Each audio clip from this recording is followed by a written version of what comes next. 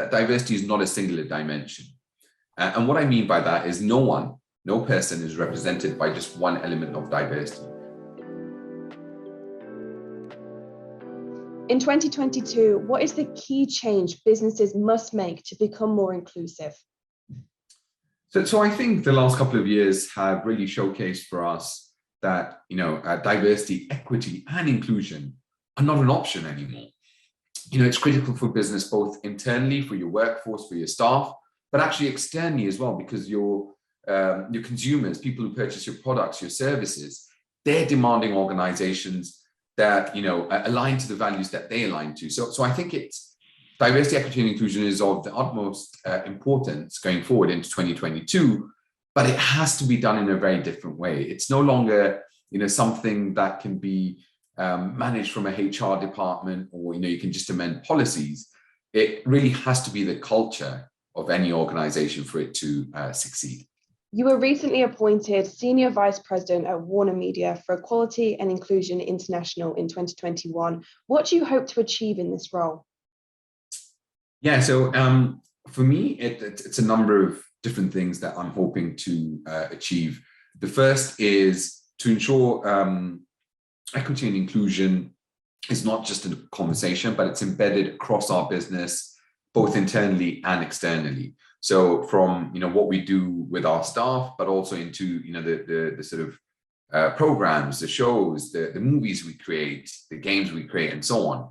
So that it really becomes part and parcel of what we do, because that's what's going to drive change. It's what's going to not only drive change within our industry, but even more broadly. Movies are powerful. They can form perceptions. They can create views of the wider community.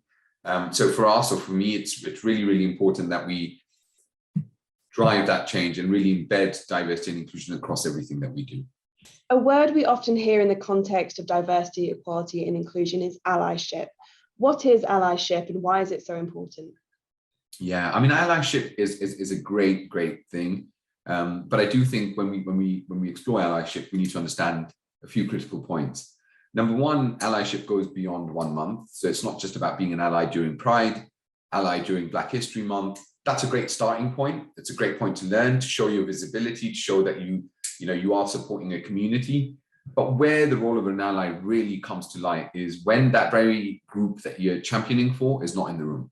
When you use your privilege and your power to be an advocate for them.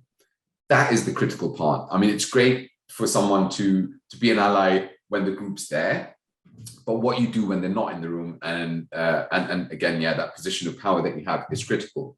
The second point, I think, which is really important as an ally, is to remember that a role of an ally is to create a platform and a voice for an underrepresented group, not to replace their voice. Mm-hmm. And I say that because a lot of allies with the best intention end up becoming the voice for the very community they want to support, and you're taking the voice away from them. So those 2 points I think are critical. Number one, support them when they're not in the room, stand up for them, be their voice. But when they are in the room, pass the mic to them. The biggest thing is that diversity is not a singular dimension. And what I mean by that is no person is represented by just one element of diversity. All of us are made up of multiple layers of diversity. What we must acknowledge is what are those unique identities that each person has, from both visible to non-visible, and how they can shift over time. And maybe if I give you an example to put it into perspective, a lot of people talk to me about race because clearly I'm from an ethnic minority background. Race isn't my biggest challenge. I mean, it has or can be a challenge sometimes. I've got 2 young kids, huge challenge. I'm neurodiverse, huge challenge. I have a disability, huge challenge. And those things intersect at different stages in my life, depending on what I'm doing. For organizations of the future, we can't assign someone a characteristic when they join. We must allow them to really govern what's important to them at different stages of their life.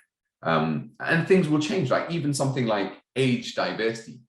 Usually you join very young, so you fall under that category. But by the time you go through your career, you're older.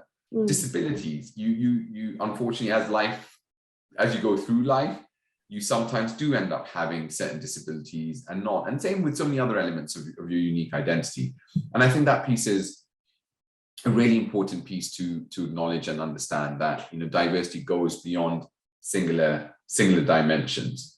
And I think the other big piece is, I hear a lot nowadays, generally, because as you know, I speak to a lot of different companies and organizations, and I hear a lot about that diversity is going to disadvantage a certain group, largely the majority within an organization, who feel that because of this diversity stuff, they're going to lose out, they're going to miss out, they're not going to get promoted, they're not going to get recruited. The truth is, diversity has never been about taking away from one group and giving to another, or, you know, one group getting advantage. It is about equity, and actually a win in diversity. If we do something positive in diversity, whether it be for gender equity, whether it be for LGBTQ plus community, or, you know, whatever group we do it for, it has a positive impact on everyone, because you improve a system, you improve a process. And I think that point is really important, because we do need every single person to understand that they need to be part of this conversation to drive change within an organization.